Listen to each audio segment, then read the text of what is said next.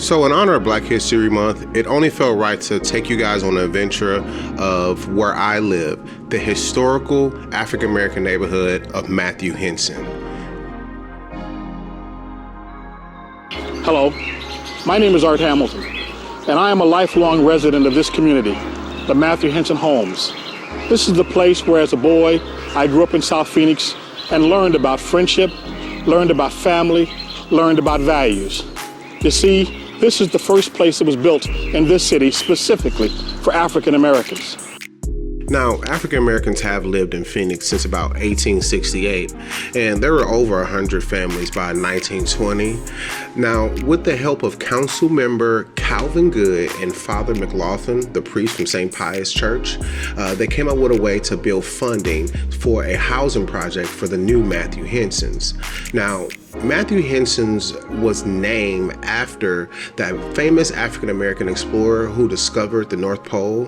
This is in 1809. Now, St. Pius Church is still across the street, still standing. It has been changed and it has a new name, St. Josephine, and it is right across the street from Matthew Henson. Glad that we stayed down. We gon' pull up in a whip, start a new trend. Every inch of our skin is the blueprint. Follow the lines. They act like they forget, let's remind them. Be my ride. All gas, no way they can never pay us. No way they can never bring us. Now, the youth center is named after Vernell Coleman, who led the rent strike back in the day due to poor conditions of the projects. Before the city bought it and the grant for $35 million, they demolished all the old projects, and this is what they look like now. Okay, so right down the street, we have the Elks Lodge. It's currently getting a new facelift, so it only felt right for me to go by and check it out. Look, baby, I'm way too to be worried about what a say about me. I'm way too fly to be coming down dishing out game for the free. I'm way too fly not to go out run the numbers up and hit them with a fee. You way too dry to be hating on the dripping where they wanna be. Now, the lodge was founded in 1924, and it was the very first African-American establishment in Phoenix, Arizona. This was the place to be for music, entertainment, pageants, and it still is today. Someone must have broken my heart, like really torn it apart in another life, in another life. Someone must have really picked me up, like caused my heart to stop in another life, in another life. Now, within the perimeter of the Matthew Hensons, there is Dunbar Elementary. Now, Dunbar Elementary was constructed in 1925, and this was for African-American students during segregation that ended in 1953. My image is God reaching deep in the pot. I got features of people like lost. Yeah, R.I.P. on me, TT. The melanin on me, my cheekbone is native, the soil is my where I walk. Some beavers on me, my nigga go figure my inner make enemy scoff. Admit it, your energy off. My frequency killer, you soft. I show people love, they act like they above it, but switch when they see me, I'm lost. I tell the truth when I talk. Now, right down the street in my neighborhood, the Warehouse District, we have the George Washington Carver High School, which is now the George Washington Carver Museum and Culture Center. At this time, it was the only legal segregated high school in the city of Phoenix. Back up on my grizzly on my bar. Yeah. Ask me how I'm doing awesome. Yeah. Founded in 1926, the George Washington Carver High School was home to many influential African Americans in that time, including Calvin Good, Phoenix accountant, city councilman, vice mayor, and civil rights leader. George Washington Carver was known for her discovery of more than over 300 uses of the peanut and many other plants, as well as all of his inventions that helped agriculture during that time. His school is now a museum that houses many of his inventions and other inventions from students that attended. All right, I hate when this happens. I just lost the microphone to my Osmo, and it's like this big. This is the second one. I wasn't even using it. It was just kind of there in my pocket, and then it wasn't. So now I gotta backtrack and retrace my steps. Okay, crisis averted. After I kind of went to like 3 of the last places I went to, I remember there was a moment where I felt like I dropped something or something hit my leg. And this was the place. It was tucked in the grass, right, perfect too. So I just took my time. I went back to the museum. I went back to a couple places, and yeah, it was here. So let the mission continue. Okay, now this is crazy. So I'm at the spot where, you know, I got this last shot of these girls, and I drop my microphone, and I turn around and I see 3 murals that I didn't get before. Everything happens for a reason. If I didn't have to backtrack, I would have not got this. I feel like blessing my ride today. I know how much she like rolling. The smoke from the ties away. No telling where we'll be going, but I'm gonna be on it. You know it for sure. Got my little shawty in the crib. Can't stress by nobody child today. That's why I'm out on my own. Someplace I can hide away. I feel like blessing my ride today. I feel like blessing my ride today. Now, one thing that I can say for sure is Phoenix definitely has an appreciation for the arts, Black culture, African American history. Now, if you've noticed all the beautiful murals that I've shown you in this vlog today, I'm talking about African American figures from past and present, athletes, civil rights leaders, doctors. Let's head over to Eastlake Park, talk about some of the history left behind over there, the old and the new. Get out the way, who got a watch, who got the time, I'm racing the clock. Even in my feelings, grind don't stop. Got big dreams, want big rocks. So at the moment I am in East Phoenix. East Phoenix is known for Eastlake Park.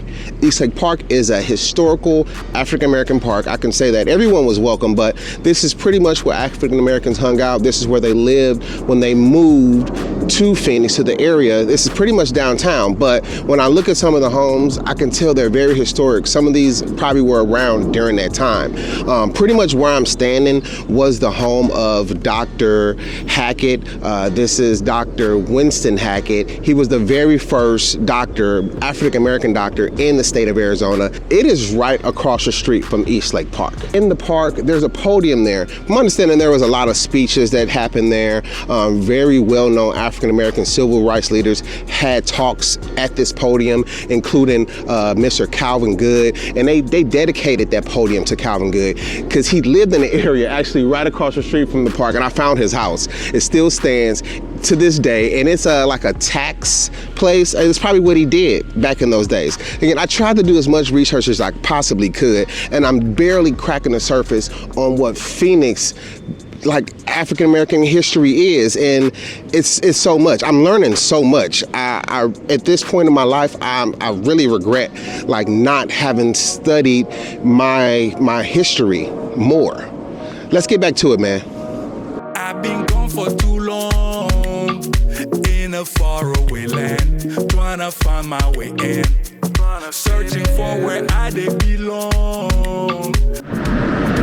Now, these are 2 of the 6 huts that Dr. Hatchett built himself to treat tuberculosis patients back in those days, and this was pretty much their pandemic, but it's pretty awesome that 2 of these huts still stand and exist to this day.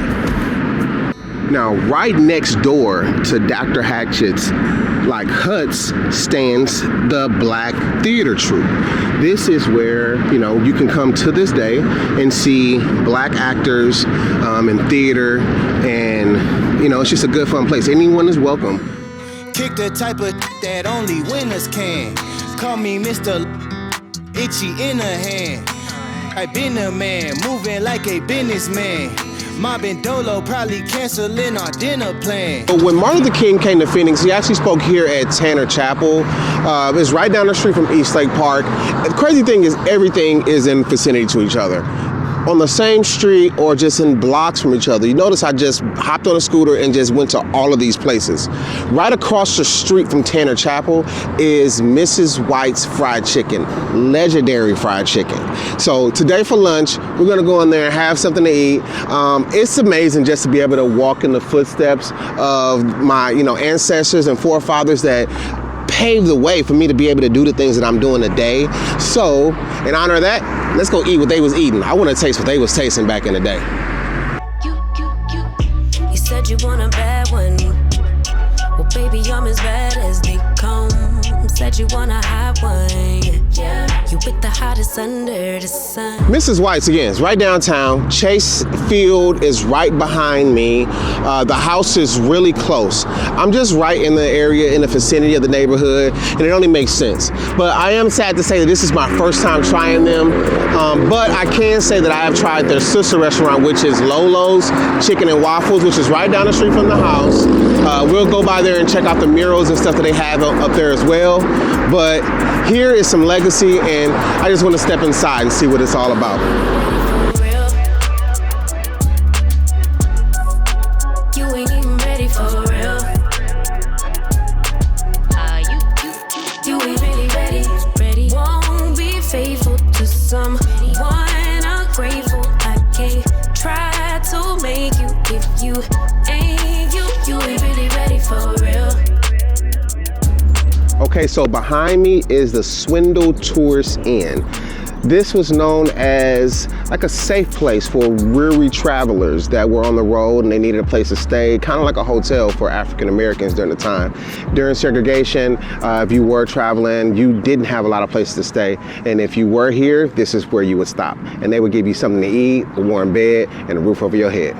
Wake up and beg up this year, jump out the crib, stack up my C-note this year, killing my ego this year, all for the people this year.